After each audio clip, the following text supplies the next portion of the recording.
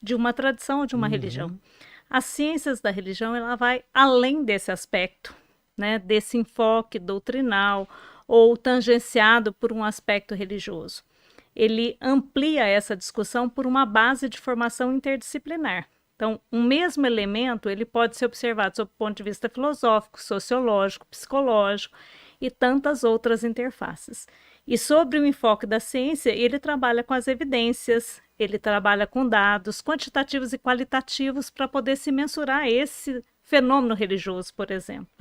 Nós estamos aguardando a questão dos resultados do censo demográfico, com muita expectativa, porque nós já temos uma análise de tendências que vem sendo efetivada desde o último censo, tanto no sentido de mudanças quantitativas, como no aspecto da relação de horizontalidade.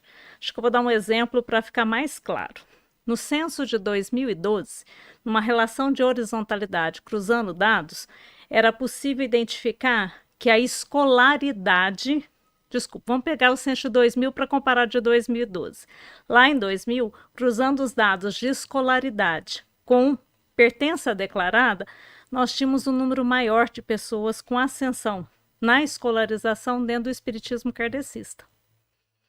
20 anos se passaram e uma mudança considerável nós tivemos, e já em 2012, o estudo desses dados apontava que escolaridade e pertença declarada se efetivava nas tradições africanas.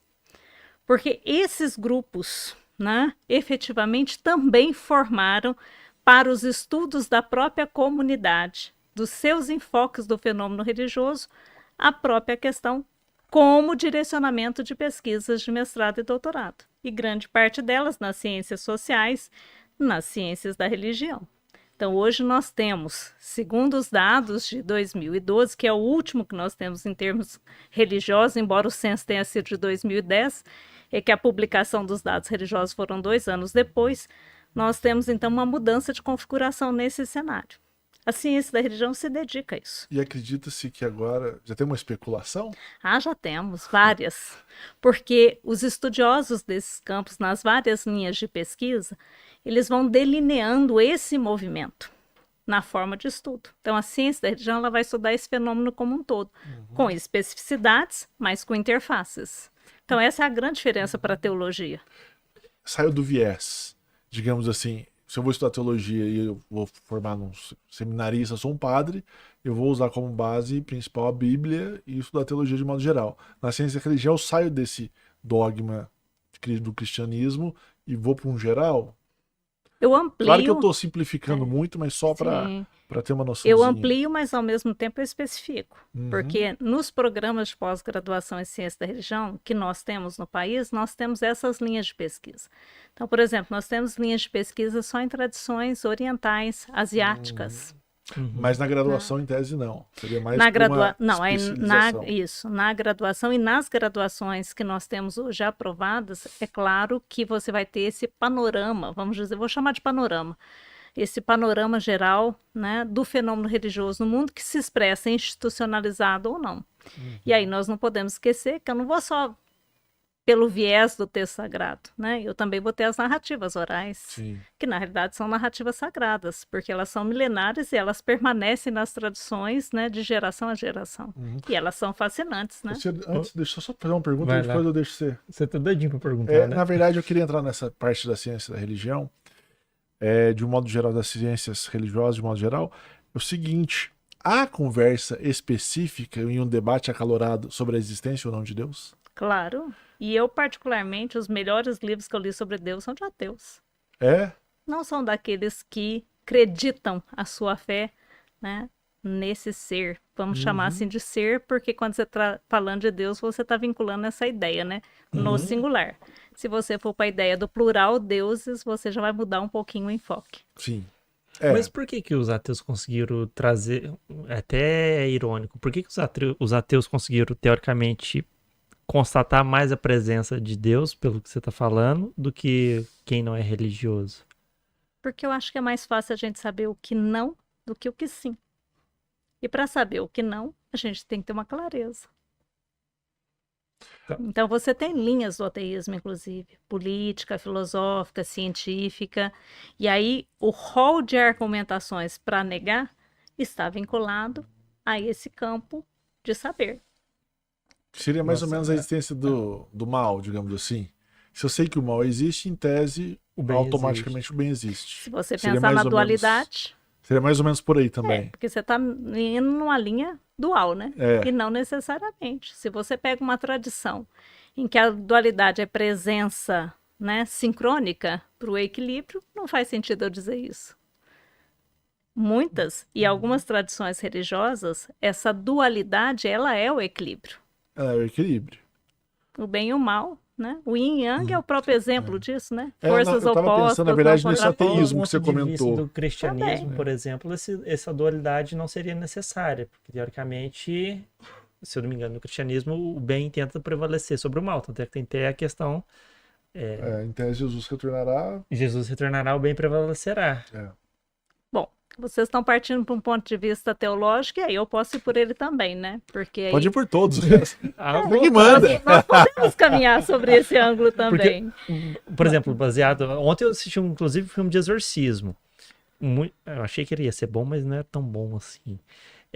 Lá ficou muito claro esse combate do retorno de Cristo em combate ao mal. Bom, quando nós falamos de cristianismo, nós já temos que partir do pressuposto que as pessoas que creem em Jesus, não Jesus histórico apenas, né? Porque o Jesus Cristo, ele é diferente do Jesus de Nazaré, o Jesus histórico. Você já parte do pressuposto dessa admissão de que ele é o Salvador, Sim. Aham. ok? O batismo já é a própria remissão do pecado original, vamos assim chamar. Então você já está partindo de um pressuposto. A morte e esse encontro, ou reencontro, vamos assim dizer, seria uma salvação plena pelo percurso. E a conversão no juízo final é que definirá isso. Muito mais do que o mal como prerrogativa. Há muitas explicações sobre o mal na perspectiva de justificativa das ações. É um outro caminho de se compreender isso. Mas quando nós falamos isso, também estamos falando de uma forma genérica do cristianismo. Porque as várias denominações cristãs também têm perspectivas diferentes de compreender esse juízo. Então acho que eu estava, no caso, me referindo ao catolicismo. Ok. O então a Leandro gente Carnal precisa- chama isso de personal Jesus. Que cada religião acabou moldando Jesus ao seu próprio interesse para conseguir interagir e viver na sociedade, né? E de organizar também Aham. a sociedade. E o cristianismo, nós não podemos negar que ele moldou a formação do mundo ocidental pelo processo missionário, de colonização e também de exploração. Então isso também pode justificar algumas ações aí, né, em relação a isso. Há outras religiões que têm alguém que se assemelha a Jesus? Quando se compreende a ideia do transcendente, a partir do imanente, você vai ter isso. Como assim, a partir de imanente?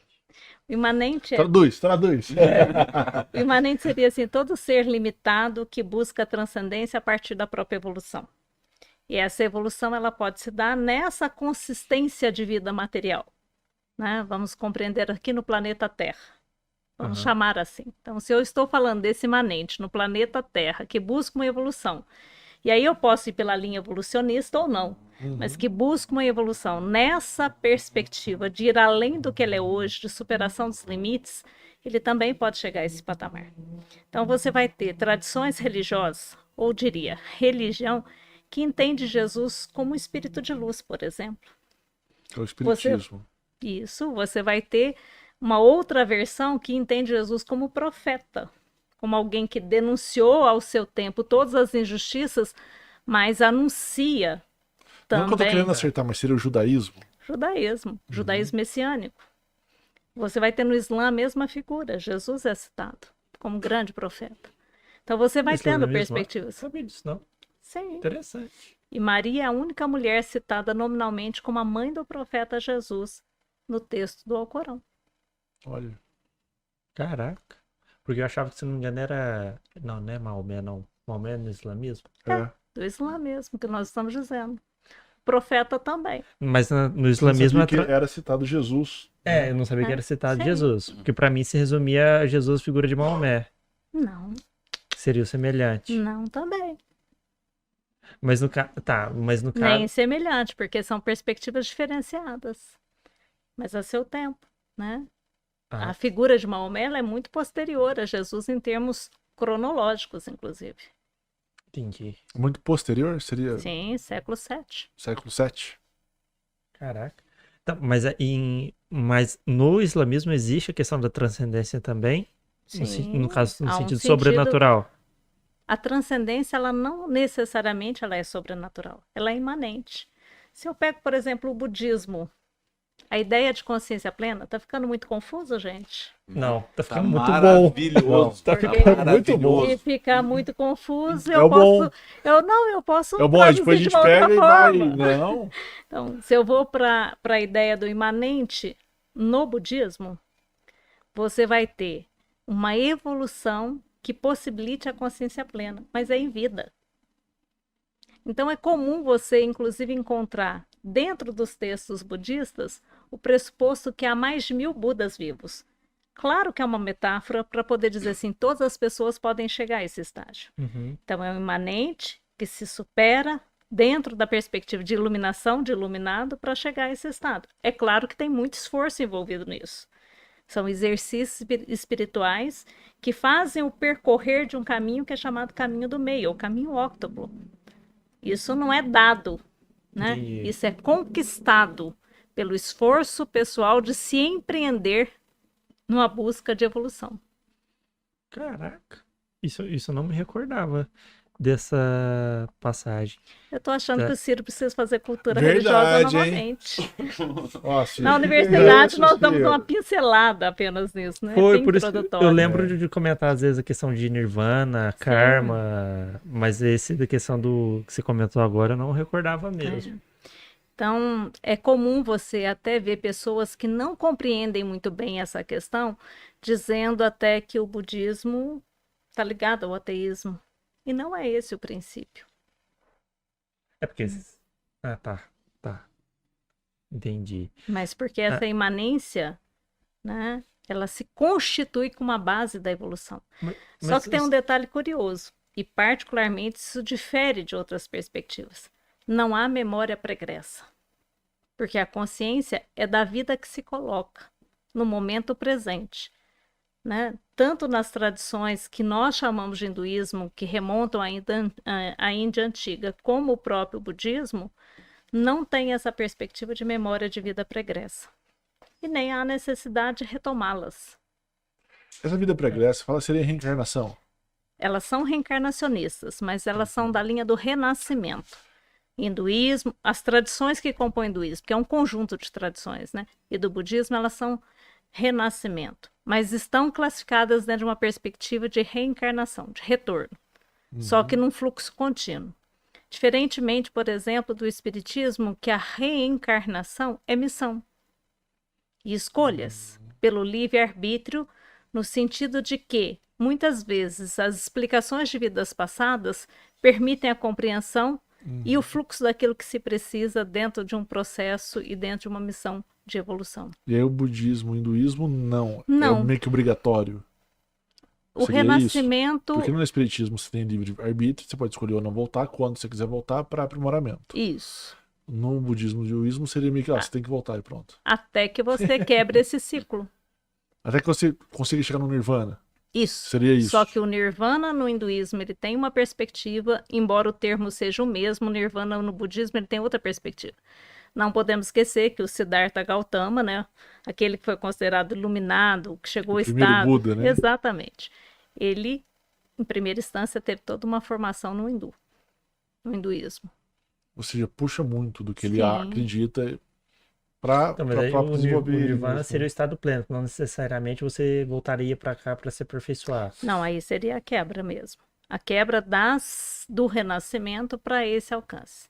Só que no budismo é a consciência plena em vida. No hinduísmo é a volta ao Brahma. E tem todo um ciclo de retorno ao Brahma com resgate do Atman, das almas. E tem todo um festival para que isso aconteça, que retoma uma mitologia também muito antiga, né, que explica o néctar da imortalidade. É chamado de Kumbh Mela, que acontece de 12 em 12 anos num ciclo de 4 cidades, em especial na Índia. Estão vendo como isso envolve muitos elementos?